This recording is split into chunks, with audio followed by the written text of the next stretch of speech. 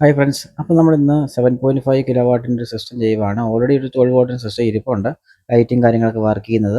അപ്പോൾ ഒന്ന് അപ്ഗ്രേഡ് ചെയ്ത് അത്യാവശ്യം ഹെവി ലോഡ് വർക്ക് ചെയ്യിക്കാൻ വേണ്ടിയാണ്. 1.5 HP സബ്മേഴ്സിബിൾ മോട്ടറൊക്കെ വർക്ക് ചെയ്യുന്ന പരുവത്തിൽ നമ്മളൊരു സിസ്റ്റം സെലക്ട് ചെയ്തിരിക്കുകയാണ്. ലിഥിയം ബാറ്ററിയാണ് കണക്ട് ചെയ്തിട്ടിരിക്കുന്നത്, 96 വോൾട്ടിൻ്റെ 100Ah. അപ്പോൾ ഇതിനകത്ത് നോക്കിക്കഴിഞ്ഞാൽ അറിയാം 80 ആംപിയറോളം ഡിസ്ചാർജിങ്, 45 ആംപിയറോളം ചാർജിങ് കൊടുക്കാൻ സാധിക്കും. 87 ടു 106 വോൾട്ട് വൈഡായിട്ടുള്ള വോൾട്ടേജ് റേഞ്ച് ഉള്ള സിസ്റ്റമാണ്. അപ്പം ഇതിനകത്ത് അത്യാവശ്യം നല്ല ബാക്കപ്പും കാര്യങ്ങളൊക്കെ കിട്ടുന്നുണ്ട്.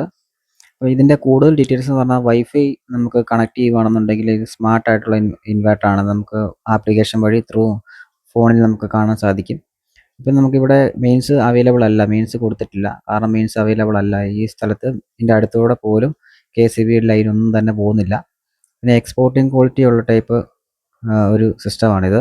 അപ്പം അതൊന്നും നമുക്കിവിടെ ആവശ്യമില്ല, പക്ക ഓഫ് ഗ്രിഡ് ആയിട്ട് തന്നെ നമുക്ക് യൂസ് ചെയ്യാനാണ്. അപ്പോൾ അത്യാവശ്യം ഹെവി ലോഡും കിട്ടും, അത്യാവശ്യം നല്ല രീതിയിൽ നമുക്ക് ബാക്കപ്പും കിട്ടുന്നൊരു സിസ്റ്റമാണിത്. അപ്പോൾ അതിൻ്റെ അകത്തെ കാര്യങ്ങളെല്ലാം നമുക്ക് നോക്കിക്കഴിഞ്ഞാൽ മനസ്സിലാവും. ഇൻവേർട്ടറിൻ്റെ ഉണ്ട്, ചാർജിങ് ഉണ്ട്, സോളാർ പാനൽ കണക്ട് ചെയ്തിട്ടില്ല, ഇപ്പം കണക്ട് ചെയ്ത് കാണിച്ചു തരാം. ബാക്കി കാര്യങ്ങളൊക്കെ ഇതിനകത്ത് എഴുതി കാണിക്കുന്നുണ്ട്. വൈഫൈയുടെ സിഗ്നലിൻ്റെ റേഞ്ചും കാര്യങ്ങളൊക്കെ കൊടുക്കുന്നുണ്ട്. ഇവിടെ ഹെവി ലോഡ് കൊടുക്കുകയും നല്ല ബാക്കപ്പും കിട്ടണം, കാരണം ഗ്രിഡിൻ്റെ സപ്പോർട്ട് ഒന്നും തന്നെ ഇല്ല. അതുകൊണ്ട് തന്നെ ഫുൾ സോളാറിലാണ് വർക്ക് ചെയ്യുന്നത്. സോളാർ പാനൽ കണക്ട് ചെയ്തിട്ടുണ്ട്. ഇപ്പം സമയം 5:39 ആയിട്ടുണ്ട്. അപ്പം കാര്യമായിട്ടുള്ള പ്രൊഡക്ഷനോ കാര്യങ്ങളൊന്നും തന്നെ ഇല്ല. അതുപോലെ ഇതിൻ്റെ ഏറ്റവും വലിയ ഗുണം എന്ന് പറഞ്ഞാൽ ഔട്ട്പുട്ടിൽ എത്ര ഡിസ്ചാർജിങ് നടക്കുന്നുണ്ട്, അതായത് ആംബിയർ, AC കറണ്ടിലെ ആംബിയർ. നമുക്കിപ്പോൾ 1.5 HP മോട്ടർ ഇടുവാണെങ്കിൽ 9 ആംസ് എന്ന് പറഞ്ഞ് കാണിക്കും റണ്ണിങ്ങിൽ. അപ്പോൾ ആ ഒരു ഫീച്ചറുണ്ട്.